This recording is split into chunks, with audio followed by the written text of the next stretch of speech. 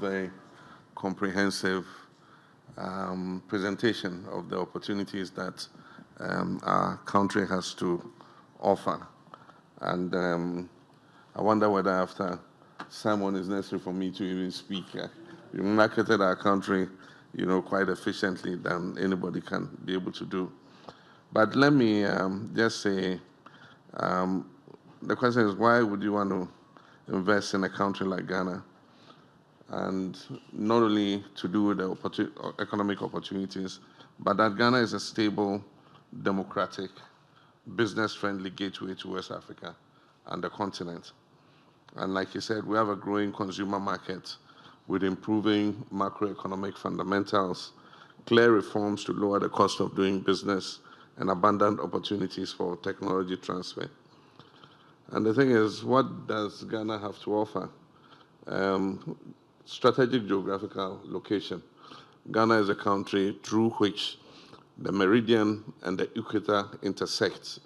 The two intersect in Ghana's territory, just a few kilometers off our shore.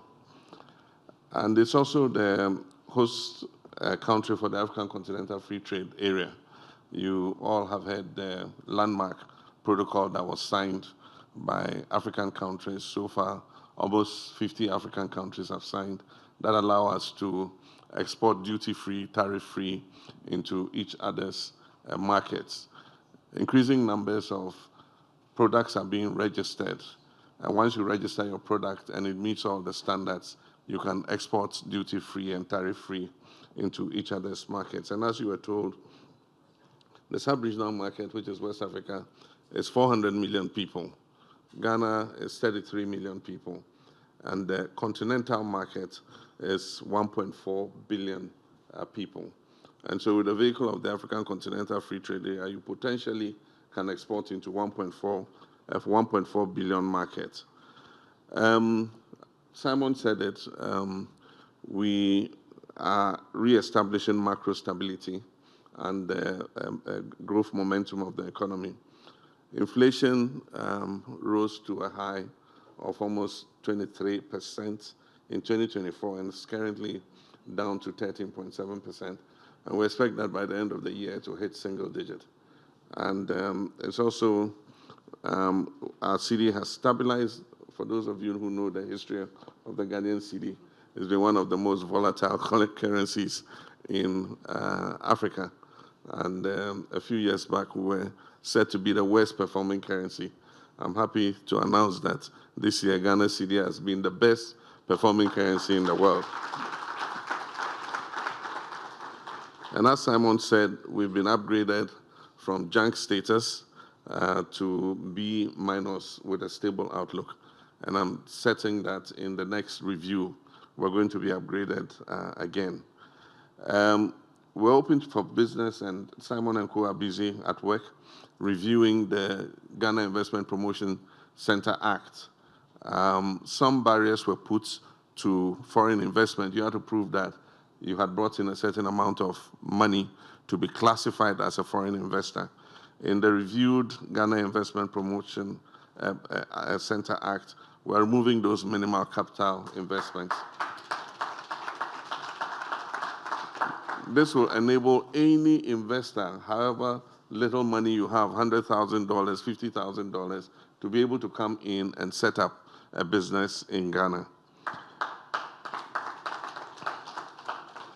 Again, we have a track record for hosting Japanese companies. And as you saw from the list there by Madame Jethro, Executive Vice President, the number of Japanese companies that are operating in Ghana is significant, and we're expecting that that should expand. From Simon's presentation, he told you about $152 million has been invested over the last few decades. We believe that there is growth room for improvement and expanded investment from Japan. We're moving just not only from overseas development assistance, but we're moving to trade and investment. And the private sector will be that engine of growth.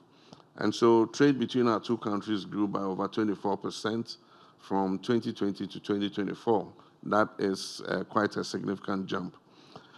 Priority sectors, Simon mentioned, Japan has a comparative advantage when it comes to automobile manufacturing. And like I said, using the opportunity to be able to export into not only our sub-region but into Africa, then Ghana becomes a good place for local assembly of automotive products. And already we have Japanese companies that are based in Ghana and assembling for the local market and also for exporting to the sub-region. Brands like Toyota, Honda is there, and several other ones. He mentioned the area of agribusiness and agro-processing. Of course, that is one of the main focus in terms of economic transformation. Ghana has a comparative advantage when it comes to agriculture and agribusiness, in terms of available arable lands, in terms of sunshine, in terms of water. We have the world's largest man-made lake. It's one of the things we were taught in school, the Volta Lake. And our first president had quite a good dream about what he wanted to do with that lake. And we're going to capture that in what I talk about when I talk about the Volta Economic Corridor. We have millions of hectares of land that border that huge lake. And the water can be used to bring about 2 million hectares of land under irrigation. But also, we intend to establish industrial parks, so that we can process agri-products. We can invest in textile manufacture for export into the EU markets, into the American markets, and other places. Fortunately, we got slapped with only a 15% tariff by President Trump. And so Ghana is still competitive when it comes to exporting into the American market. And so, like I said, the economic corridor would include manufacturing and industrial parks. And we already have 2 industrial parks. We have the Free Zones Enclave. We have the Tema Industrial Park. But there's a new one that has come up, which is the Dawa Industrial Park. And already the anchor tenants have built and are producing, and several other companies are setting up for producing in Ghana and exporting into the African and foreign markets. One of the major areas, growth areas for Ghana is in energy. And Ghana has a comparative advantage when it comes to energy production. Our first president was the first to establish the Akosombo Hydroelectric Dam, which is a 1,020 megawatt hydroelectric power plant. We have subsequently had other hydro plants, including the Pong hydroelectric power plant and then the Bui hydroelectric power plant. So there are 3 of them. But after a while, we realized that these hydro plants were not enough to supply the energy needs of Ghana. And so we went into thermal production. The good news is that once we went into thermal production, side by side, we discovered huge quantities of oil and gas. And we took a decision to utilize the gas for power production.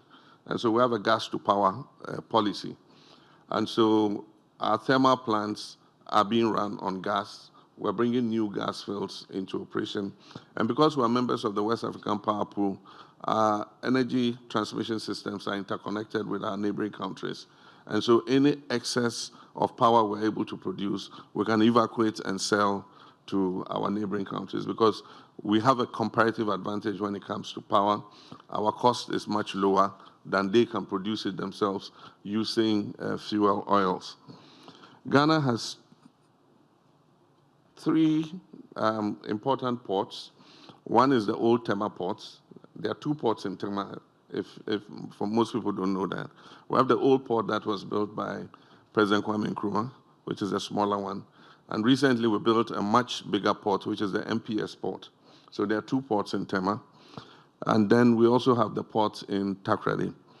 Currently, the port in Tema, the MPS port, is one of the best performing ports in Africa.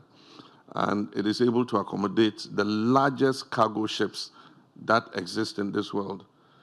This year, about 3 of those cargo ships, the largest in the world, have berthed in Tema to lighten because we have a deep draft And so they're able to come into Tema and lighten the cargo before they move to our sister ports in Nigeria, Apapa, Lomé, and Cote d'Ivoire. We also have an important area, which is digital economy and skills. And like Simon said, Ghana has a very young population, English speaking, and they're very smart and quick to upskill in any areas: robotics, AI, fintechs. The fintech sector is one of the fastest growing in Ghana than in any other African country. And so GIPC sold itself. It says it will fast track your approvals. And so any investor who wants to come, your first port of call is the Ghana Investment Promotion Center. And once you go, they would lead you and fill out all your company registration forms, get you your tax identification number and everything. And Simon said in 24 hours. And so I'm holding him to that promise. Any of you who comes and he goes beyond 24 hours, just report him to me. I talked already of the Volta Economic Corridor, and so we're looking for anchor businesses to take advantage of that. We also have the opportunities for mitigating your risk by doing PPPs. That is, government will partner with you to invest if you are interested.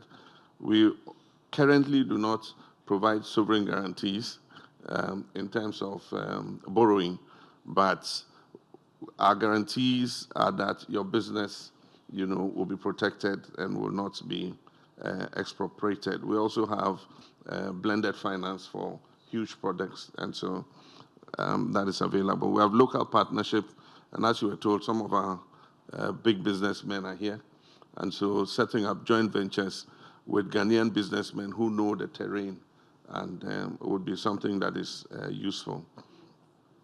And so I invite you to pilot with that. Select any of the areas. If it's automotive, if it's agro-processing, it is investment in green transition, you can join us and partner to be able to do that. You can use Ghana, as I said, as your West African hub and locate your regional office in Ghana or your production line in Ghana for export into the sub-region. You can also invest with our universities and vocational institutions to establish training centers that will be tied to whatever investments that you want to do. Ghana is a land of opportunity, and many nationals from all over the world are investing in Ghana. As I said, we wish to, because of the discipline, quality standards, and industrial wisdom that Japanese businessmen have, we wish to encourage Japanese businessmen to look towards Ghana. Africa is the next frontier for investment. Most parts of the world are saturated when it comes to investment.